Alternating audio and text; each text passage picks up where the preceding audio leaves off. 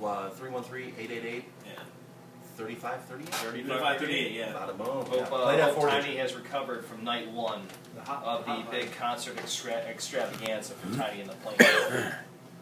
But overall, look at the Big Ten picture. Ohio State had a strong national class. Penn State dropped off a little bit with Michigan, or a lot of recruits actually from Penn State kind of dropping off last minute. But overall, I think this bodes. Tim says that he's okay. Plank's a little rough. Yeah, we figured Plank was rough. Penn State dropped off since the tournament left. Yep. No, but Penn State overall, even with Dennis Franklin, a lot of recruits are decommitting for whatever reason, which kind of bodes. I think it's a bad thing for the Big Ten. I think the Big Ten should look at the fact that if they have Michigan doing well in the recruiting class, Michigan State doing the top 25 as well, this bodes well for the conference overall. I'm a big proponent of better conference overall. And a lot of times when Michigan State roots for Ohio State, it's, well, I don't care about either school. I'm a Michigan fan. I think overall, I've always thought about the Big Ten as being a better conference with better teams, or everybody doing well. Yeah, and that's why I think that Michigan and Ohio State's bowl game wins were very helpful, because it takes away some of the stench, if you will, of Michigan State and Iowa both flopping. I mean, the bottom line is, you want to have your best team be, the national champion, but that's one team and one conference. And not that, the Big Ten needs to continue to get into that, pissing match with the SEC about who's the better conference. But when you go toe-to-toe with a premier team from whatever conference, obviously you want to win, you want to compete. So Ohio State, I thought about this too, what a crappy offseason this is going to be for Ohio State, or at least it should be for those players, because if they had shown up mentally ready to beat Michigan State at the Shoe in November, they should have won that game. And whether or not they would have had a rematch with Alabama, or however that would have played out. But of all the Big Ten teams that missed opportunities this year, Ohio State's the one. And even after the loss of Michigan State, people were still talking about them being in the Final Four. Of course. Right. Still the best team in the Big Ten. I think, too, you were talking about recruits from Penn State dropping off. If I'm a high school athlete that's, a stud, why am I going to go to Rutgers? Why am I going to go to Maryland? Well, Maryland now's got the guy from Michigan. For sure, but you have to go up against Michigan State, you have to go up against Michigan and Ohio State. So to me, as a potential recruit for the Big Ten, there's no reason for me not to go, or to go to Penn State, Rutgers, anyone in the East. The balance of power in the Big Ten is structured in the East. So I could see kids nowadays not wanting to go to an Eastern school in the Big Ten. Maybe go to Iowa, maybe go to Minnesota. Right. Exactly, because the balance of power is strong in the East. Yeah, Just like in the NBA when the Miami Heat had the big three down there. Why, as a free agent, am I going to go to the East knowing Miami is going to be the team going out? You got to go where you can have potential and make your own name. So to me, in the East, if you're not going one of the big three in the Big Ten, maybe we might see some kids start sliding to the West in the Big Ten. Well, you got to also be careful because I agree with you, man. 100%. I agree with you. I just wonder how going to the Big Three is going to affect all the other remaining 11 teams in the Big 14 that we have going on right now in the Big Ten. Because I see teams like Northwestern, who were hanging around last year, having very, very good seasons. A season that in I don't know what we would term as normal Big Ten, but maybe a Big Ten of maybe 6 years ago, that Northwestern team might come out as Big Ten champions. Because of not as much talent being spread around, the only team they would have had to worry about would be Ohio State, and they wouldn't have had to see them except in the title game.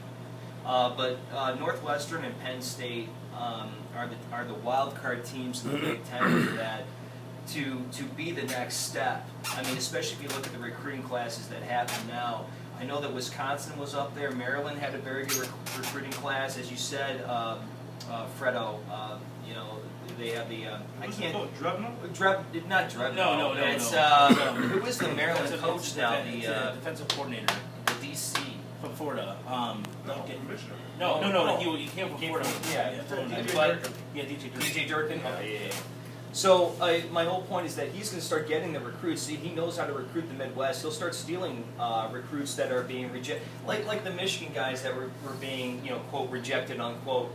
Harbaugh was just replacing like the number 70 or number 60 guy with like the 20 and the 10 guy.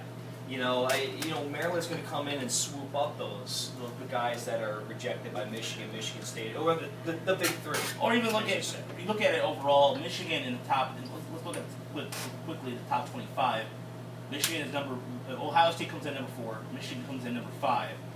So then you go down a little bit before you see the Big Ten again. Penn State coming in at 19. Michigan State coming in at 22. And in between that, you have Alabama number 1. You have LSU number 3, Ole Miss number 6, Georgia at 7, Auburn at number 9, and it just goes on from SEC domination from there. Who's going to Ole Miss, Roger? Who's going to Ole Miss? Yeah, why pick Mississippi? People going on probation. Something just I don't know, but happened. Eli Manning is about the only person I know to come out of Ole Miss, right? Well, they had conflict there for a while. And here's the thing that you look at overall the Big Ten.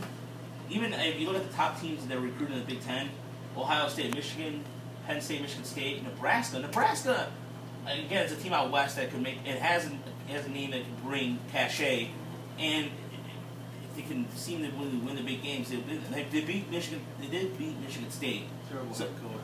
Yeah, their whole coaching thing right now is just. I think Bo Pelini did a better job, and he got kind of a raw deal. By the way, real quick, Roger, before I don't mean to interrupt you because you brought up Bo Pelini because I was going to say when you were done. I just saw where Bo Pelini has been reduced to. Does anybody know out there where Bo Pelini is at? It's not a destination. Yeah, absolutely correct. Right. He's now the head coach of the Penguins. He's Really? been there for 2 The years. Youngstown State Penguins. His AD is Jim Jim Tressel. I understand that. No, I That's understand. ridiculous. You now have Jim Tressel and Bo Pelini together holding hands. Overall, though, I mean, in terms of the Big Ten, good to see Nebraska get up there as well because Nebraska just has a cachet and it can make the West look better. But overall, I think the whole bring awareness and the whole event, I thought, to kind of sum it up, to really end this kind of subject a little bit, I think you're going to see a lot more teams doing this. And what you were saying earlier about just everybody doing video and going on Twitter and announcing their intentions and everything, they can be a celebrity for a day. I mean, there's a guy who pulled up in a limo. I forgot who it was in Tampa, but somebody pulled up in a limo. That might be the closest thing they get to a limo their entire life. Some of these guys will be in the NFL, and a lot of those guys, a lot of 5-star guys who they're usually the top 5, usually are in the NFL. They're number 1 picks, or they don't go later in the 5th round. Beam days are coming. These players are going to start like. Let me give you a 7. Like if they were doing this in the 70s, I'm waiting for somebody just to screech up in a general league and just jump out of the car and go, "I'm going to Bama, baby!" Something like that. It's coming. Yeah. It's coming. It's as bad as it sounds. And those recruits always talk about back in, like, you've seen the 30 for 3 of Marcus Dupree talk about you got stalked in the middle of the night. Yeah. Now you have social media, and you will never realize. Wait to see what happens if they ever start paying these athletes. Oh, Oh my Yeah. God. Well, Yeah. So you're saying Yeah. it's going to start raining I'm from talking the about over the table instead of under the table. There you go. If that happens. Oh, forget about it. It's out the door, dude. Oh my God. Well, to kind of change it up a little bit, I overall, I thought the whole event was kind of cool, but just there's a lot to it, and I think that Michigan's put themselves a little bit there. But let's talk about the Pistons. Stanley Johnson starting for the Pistons, and the Knicks with KCP going down. Stan McGunny addressing the trade for Jennings for Thaddeus Young, New Jersey, Brooklyn, saying, quote, "That's some bull." He made that up. SVG was talking about him. The media it's all on me. making that crap up. And you look at the Pistons, Stanley Johnson filling the job 44 minutes, 22 points. He had 5 assists as well. He was very productive out there, and he stepped up his game quite a bit. And I thought that the Pistons right now, even as they were struggling a little bit, they're on national TV against the Knicks. The Knicks almost came back and won that game. But Dan, I'll start with you. Stanley Johnson, I think he's ready for this position. What do you think? Do you think he's ready to start and become a solid contributor, even when KCP comes back? The doors have eventually opened for a trade. He started at the 2 of that game, didn't he? Yes, he did. So I thought that was kind of neat. The conundrum for Stan Van Gundy. Has anyone used the word conundrum? No, I like And I don't even know if I'm using it I right, love it. but here we go. Good 4 syllables. Yeah. Is it worth keeping Brandon Jennings to make the Pistons a better team this year and perhaps, be hopefully very competitive in their first playoff round, assuming that they're going to be in the playoffs? Or is Stan Van Gundy, the front office executive, need to think about long term and move Brandon Jennings to get a player that will be making the team more competitive the next 2 to 3 years? I don't know. That's unfortunately that's Stan's problem, not ours. But Brandon Jennings, he has trade value. I don't know. I'm not going to evaluate any Brooklyn trade or whatever. I'm just kind of looking at it through the vision of what the Pistons would want for the rest of this year. And I want the Pistons to be a competitive team that, assuming that they're in the playoffs, they're going to make it a hard series in the first round for whomever, Cleveland or whatever. That would be a great series. Can you see Stanley Johnson starting at the 2 long term? That seems. I know his shooting is not there, but that seems like a good spot for him. Yeah, it's possible. I'd have to look a little bit more and watch his minutes and where Stan puts him. Yeah. But he's got the right DNA. I think mentally he's ready to take on that added dimension. Yeah, that added responsibility. But the problem for the Pistons is going to be what is or is not going to happen with Andre Drummond's free throws. That's. Stanley Johnson was what, the 13th overall draft pick in the first round? Eighth. Top 10. You need to start. You need to play. You're a top 10 friggin' NBA pick. But the NBA nowadays, Drummond and KCP were top 10 picks. They kind of started by default, but top 10 in the NBA doesn't mean anything anymore. For sure, but you got to throw him in the fire. You got to play. You got to get it done. I like him at the 2 I spot. hear what you're saying, but I think that come playoff time, Stanley Johnson being a starter at the 2 will get killed. And that's fine, but you got to learn. Not defensively. You got to learn. Defensively, he's been handled himself. I don't think that he'll get a shot on the basket. When we're talking playoff basketball in the NBA, it's a different sort of a lockdown kind of a game where the defense steps up. I don't think Stanley Johnson's ready to handle that load. I think you need KCP. Now, when I was doing sports updates yesterday on Detroit Sports Radio, 1130 WDFM The Fan and 106.7 The D on the FM dial, I read that KCP is going to be reevaluated after the All-Star break. So we're talking, about 3 games, I think, left to go, 4 games left to go before the All-Star break. So you're talking at least 4 games out. So you're going to get some seasoning in with Stanley because he's going to be starting at the 2. That's what SVG wants.